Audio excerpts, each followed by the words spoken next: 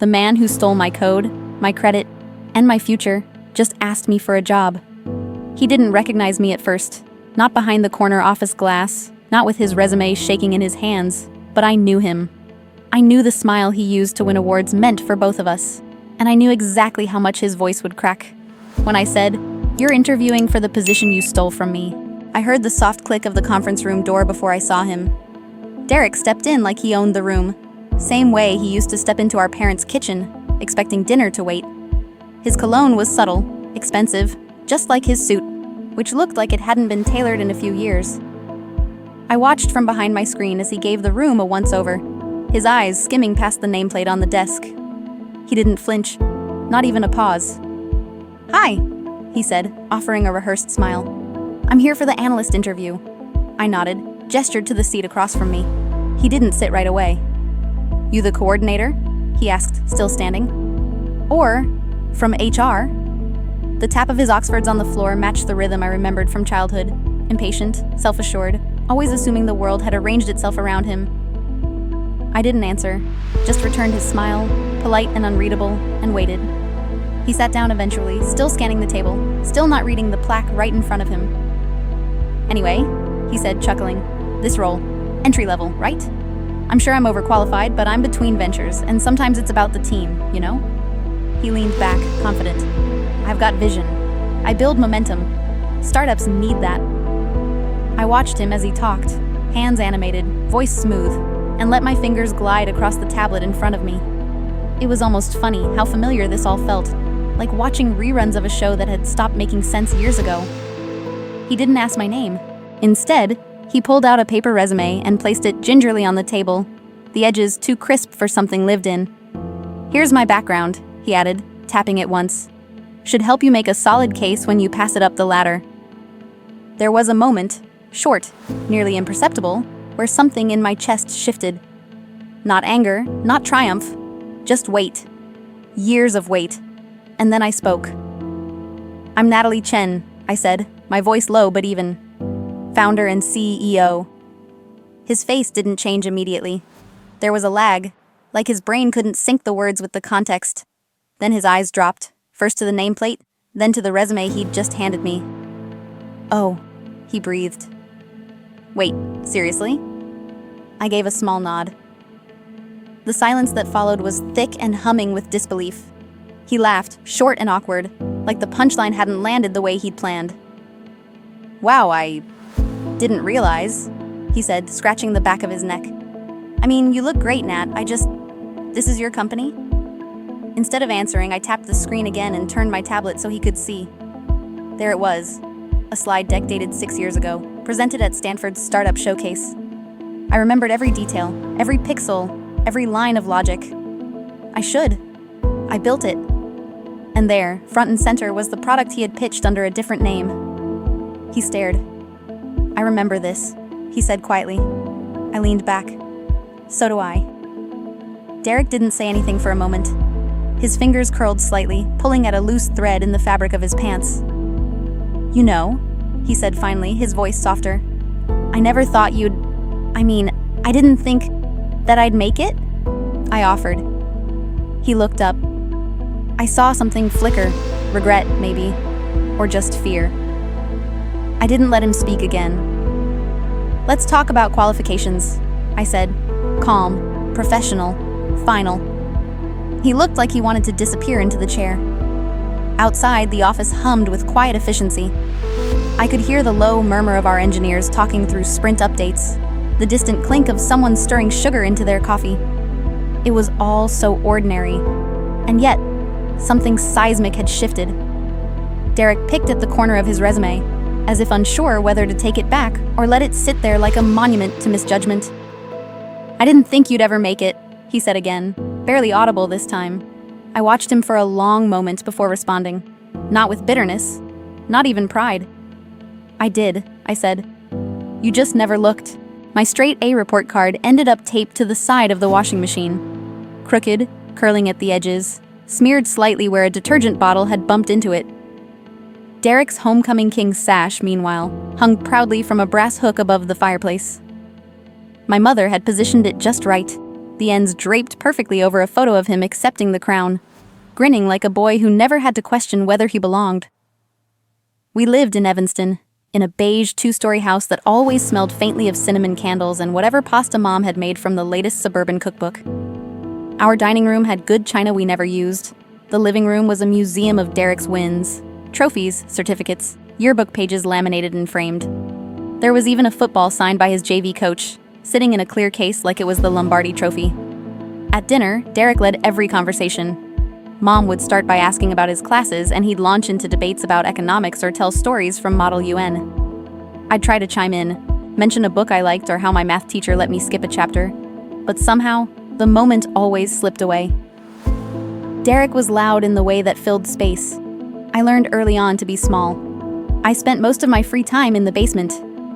Dad had set up a workbench down there for his tools, but he rarely used it, so I claimed the space. Quiet, cool, mine.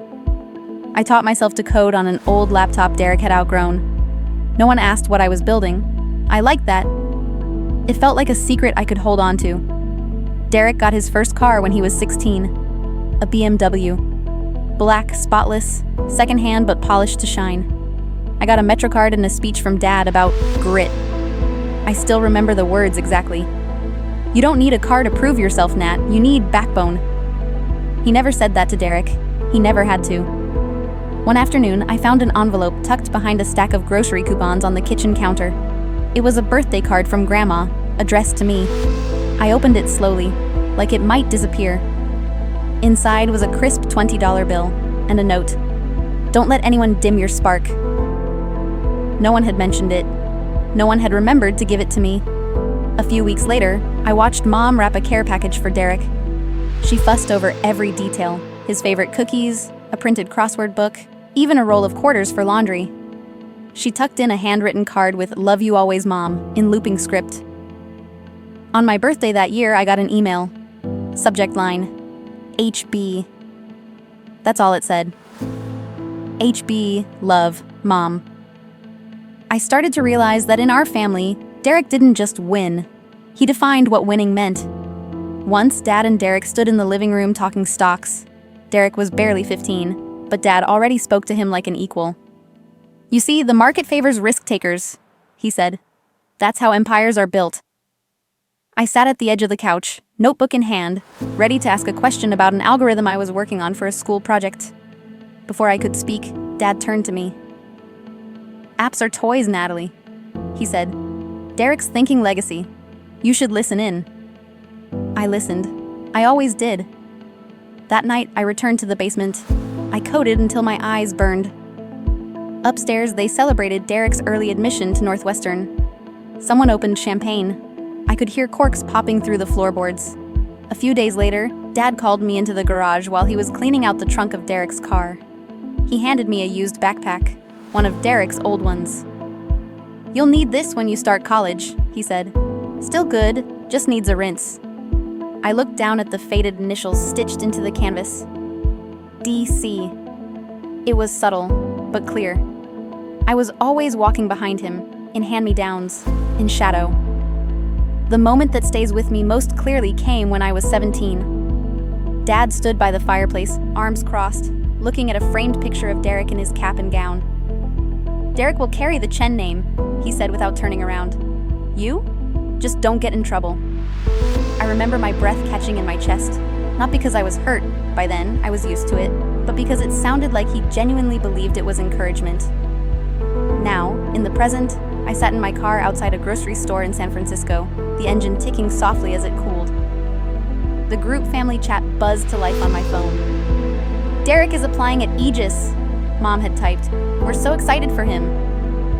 3 heart emojis. A confetti gif. I stared at the screen until it dimmed, then locked. I didn't respond. The booth always smelled like burnt hash browns and disappointment. Some nights it was comforting, familiar in the way that only rock bottom can be. Other nights it was just a reminder that everything I owned fit into a single duffel bag parked in the trunk of a Honda Civic I couldn't afford to maintain. By 2018, I had stopped counting the days since I left Illinois. It wasn't escape. It was survival. I worked doubles at the diner. Morning shifts flipping pancakes, night shifts pouring coffee for college students who assumed I was one of them. I wasn't. I had aged out of school and into something murkier. I kept a cheap laptop under the counter. Whenever the place slowed down, I'd pull it out, press the spacebar like it was a lifeline, and code. That year, I started building a prototype for an ER triage algorithm. I'd seen what happened when patients waited too long, when systems buckled under pressure. The world was on fire, and I wanted to sort the flames. The floor under my feet was always slightly sticky. I stopped noticing after the first week. It was just past midnight when she first walked in. Tall, sharp features, hair pulled into a low twist. No makeup, black jeans, confidence worn like a second skin. She ordered black coffee and pancakes, no syrup. Her name, she told the waiter, was Monica. I barely glanced up from my screen, focused on cleaning up a bug that kept misclassifying urgent care patients. But she noticed me. "You a dev?" she asked as I refilled her mug. I hesitated. "Sometimes." She pointed at the stickers on my laptop. GitHub, React, Python, and a tiny one that just said, "Build or Rust." "Where'd you get that one?" she asked, nodding toward the sticker. "Hackathon at Berkeley," I replied. 3 years ago." She raised an eyebrow. "You were competing or just watching?" "Built a transit predictor using city traffic sensors," I said before I could stop myself. "Win anything?" "No," I smiled, mostly to myself. "My teammate did." She didn't press. Instead, she sipped her coffee, then glanced around the mostly empty diner. "You're good," she said finally. "I can tell." "From watching me pour coffee?" "Number from the way you type. Like your racing time." I laughed a little at that. "Aren't we all?" She slid a business card across the table. Simple, matte black, no logo, just her name and email. I didn't pick it up. Instead, I went back to my screen. She didn't leave. Eventually, she gestured toward the edge of my wallet, peeking out from under a napkin. "That your family?" I followed her gaze. The corner of a photo stuck out, a torn Polaroid, frayed at the edges, showing only part of my brother's face and the sleeve of my high school graduation gown. I quickly tucked it away. "Sorry," she said, not unkindly. "Didn't mean to pry." I shook my head. "It's fine, just old stuff." She stirred her coffee. "I used to sleep in my car, outside the Cisco building.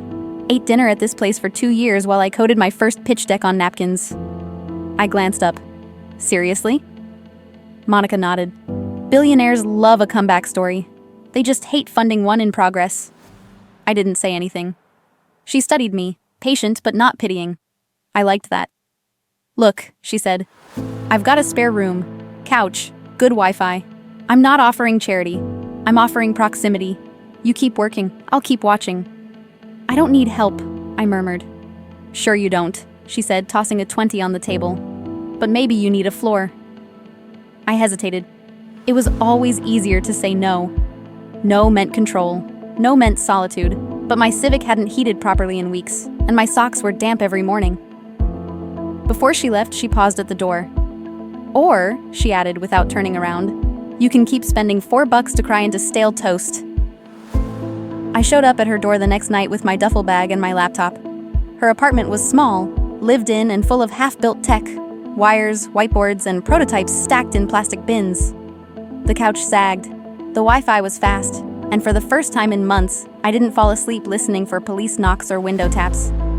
Monica didn't ask questions. She just handed me a spare key and said, "Shower's yours after 6. That first night, I worked until 2 a.m. She was in the next room, finishing emails. At 1:12 a.m., my phone buzzed. "Monica, one new text. One condition. You build this thing like you have something to prove." I stared at the message. Then I looked around the room. Crates labeled "Failed Idea Number 4," a lamp made from a broken modem, a sticky note on the wall that read, "Doubt is data." For the first time, someone didn't try to fix me. They just made room. I stayed up for another hour after that. Monica had gone to bed, but the quiet wasn't empty. It felt earned. I stared at my screen, adjusting a few functions in the code, cleaning up logic paths that had confused the model. Nothing groundbreaking. But there was something sacred in working on something that was mine again. The couch creaked as I shifted, the glow from my laptop the only light in the room. For the first time in a long while, I wasn't coding to prove someone else wrong. I was coding to make something right. On the floor beside me sat a crate labeled prototypes that almost worked. I laughed softly at that. Almost wasn't failure. It was just a checkpoint. I started writing ideas on sticky notes, just like Monica. Triage priorities, wait time thresholds, decision trees for limited staffing. It wasn't much, but it was enough to start over. There's something no one tells you about surviving. You don't need everything to get better. You just need one solid yes in a world full of no. The day we hit our first milestone, someone brought in cupcakes with sprinkles that melted under the fluorescent lights. There were cans of La Croix in every flavor, pamplemousse, lime, a rogue coconut no one admitted to liking. My team laughed, snapped photos, updated their LinkedIns. And I cried in the supply closet. Not out of sadness, not even relief. Just release. I pressed my forehead against a shelf of printer paper and breathed out the years I'd carried on my back. I cried because I'd built something that worked, and no one could take it this time. Aegis Health had started not with funding or a pitch deck, but with doubt. I launched it under my middle name, Elizabeth Chen, half as a shield, half as an experiment. I didn't want Derek's shadow hovering over a new beginning. Monica had called the decision smart branding. I called it self-preservation. We worked out of a co-working space in San Jose. It wasn't glamorous. There were beanbag chairs with mystery stains and a whiteboard that perpetually smelled like expired expo markers. Someone's golden doodle practically lived in the office, and every Monday, the fridge overflowed with too much hummus and not enough forks. Still, we were alive. It was 2020, and the world outside felt like it was tipping. COVID cases spiked, rural hospitals buckled, and our inbox filled with desperation. We'd built the first version of Aegis to help triage ER patients, an AI that analyzed vitals, symptoms, history, and flagged urgency with startling accuracy. We didn't promise miracles, just better odds. One night, I stayed until 3 a.m. to fix a logic gap. The algorithm was misclassifying elderly patients with quiet vitals, flagging them as low risk when they were actually crashing. I ran scenario after scenario until I found the flaw, a variable weighting error. I adjusted it, ran the model again. One of the test cases flipped from green to red. 3 days later, a nurse at a rural Arizona hospital emailed us. If we'd waited even 15 minutes longer, he wouldn't have made it. Your software flagged it. Thank you attached was a photo of a man in a hospital bed, smiling with a thumbs up. His wife was behind him, mask down, eyes glistening. I stared at that image until my eyes hurt. Monica printed it, framed it, and placed it on the wall above the water cooler. "That's your real MVP trophy," she said. Sometimes I caught engineers standing quietly in front of it. They never said much. They didn't have to. Monica was relentless. She praised results, not effort. Once I spent 2 weeks preparing for a hospital board pitch. The night before, I asked her, "What if they don't get it?" She looked up from her phone. "Then pitch again, and again, until they do." "But what if I fail?" She blinked, unfazed. "Then fail smarter next time." That was her version of comfort. By mid-2021, we had 3 hospital partners, a burn rate that didn't terrify me, and a product that saved lives. Still, I felt like I was holding my breath. Every minor win felt like I'd borrowed it, like someone would come knocking, asking for it back. Then came the email from Forbes. "Hi Elizabeth, we'd love to feature you in our upcoming Top Founders Under 35 spread. Please let us know if you're available for a quick photo and interview." I read it twice before forwarding it to Monica. Subject line: "Is this real?" She replied 3 minutes later. "Only if you show up in the photo as Natalie." No more hiding. The shoot was awkward. I wore a navy blazer I'd borrowed from Monica. The photographer kept asking me to look inspired. I kept thinking about triage logic and whether our new patch would hold under stress testing. 2 weeks later, Monica placed the issue on my desk. The headline read, "The Silent Storm Reshaping Healthcare." Below it, my face stared back, serious, slightly off-center, framed by the glowing Aegis logo behind me. The same logo I'd doodled years ago on a napkin, a phoenix rising from fragmented code. I closed my office door and sat there, staring at the magazine. My hands trembled. I didn't feel like a storm. I felt like a tired girl who used to code in a diner booth that smelled like burnt toast. And yet, I'd made it. Later that afternoon, Monica walked in, holding 2 iced coffees. "They spelled your name right," she said. I smiled. "It's a start." We toasted quietly. No big speeches, no cupcakes this time. Just 2 women standing beside a water cooler and a photo of a man who lived because the code ran right. I returned to my desk and ran a quick test on our newest build. The interface shimmered, sleek and clean. I watched the ER alerts populate. A low thrum of data moved across the screen like breath. Without thinking, I reached for a notepad and traced the Aegis logo. Again. This time, I sharpened the wings. Then a ping. HR Slack. "Hey Natalie, just FYI, we got a resume from someone named Derek Chen applying for a junior analyst role. Do you want to proceed?" I stared at the message. The room around me blurred slightly. Outside my glass office wall, the team was laughing at something, probably the dog chewing on someone's sock again. The hum of progress continued, unaware. I didn't respond. Not yet, but I kept tracing the lines of that phoenix, rising again. He looked at the job title, junior analyst, and smirked like he was doing me a favor. The paper in his hand trembled slightly, but his smile held. That smile. The one he'd used on teachers, judges, girlfriends, our parents. It hadn't changed, but everything else had. I watched him from across my desk, the sun cutting sharp lines across the wood, a slice of the Bay Bridge shimmering behind him. The Phoenix logo behind my chair cast its reflection in the glass wall. Soft, steady. I traced it once this morning with my fingertip before he arrived. The wings were sharper now. I'd drawn them that way. He didn't comment on the office, didn't ask about the team. Instead, he sat down like it was owed to him. His blazer looked good at first glance, but the cuffs were slightly frayed, and there was a faint coffee stain at the hem that he either didn't notice or hoped I wouldn't. Derek sat with his legs crossed, casual, confident. The resume he handed over was printed, on thick paper, like he thought texture could substitute substance. I didn't take it right away. Instead, I looked at him, just for a moment longer than comfort allowed. "You doing okay, Derek?" I asked. He shrugged, adjusting his collar with 2 fingers. "You know how it is. Startups crash, investors panic, but I'm ready to build again." I nodded slowly. Building. Right. He didn't hear the weight in my tone, or chose not to. His eyes flicked toward the skyline as if the view might work in his favor somehow. It never did for me.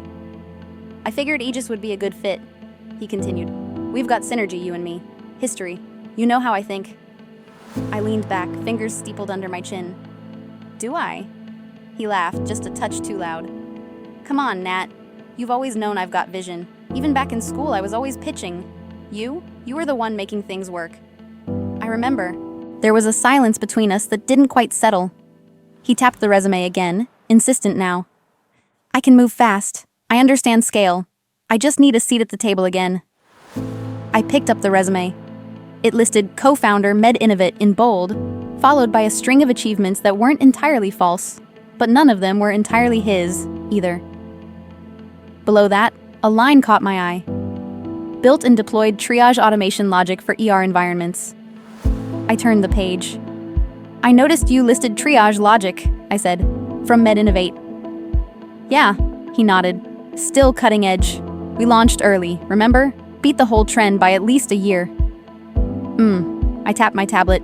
A file opened, one I hadn't looked at in a long time. The Stanford Showcase deck.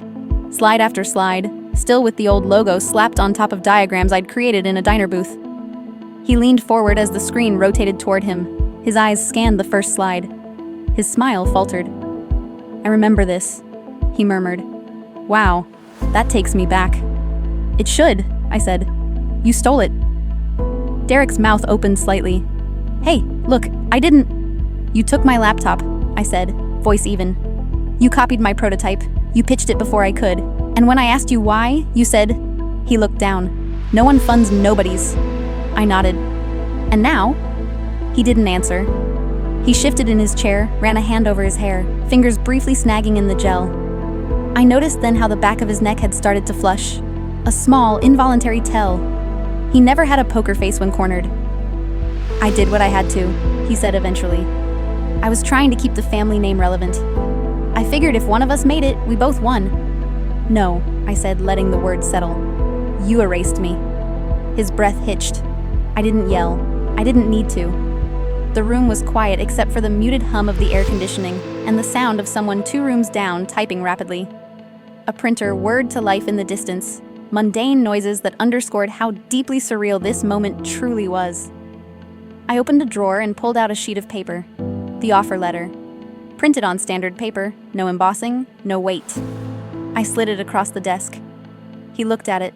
His lips moved silently as he read, Junior analyst $65,000 base, no equity, no fast track, no title bump in 6 months. He stared at the bottom, my signature. He blinked. This is, you're giving me a chance? I folded my hands. No. He looked up. I'm the chance. There it was again, that flicker in his eyes, the place where ego used to live, now cracked and unfamiliar. He started to speak, then stopped. For once, Derek had no script. I reached for my pen and turned back to my notes. I had a backlog of patient data reviews, a product sprint to finalize, and a call with a hospital in Ohio in 20 minutes.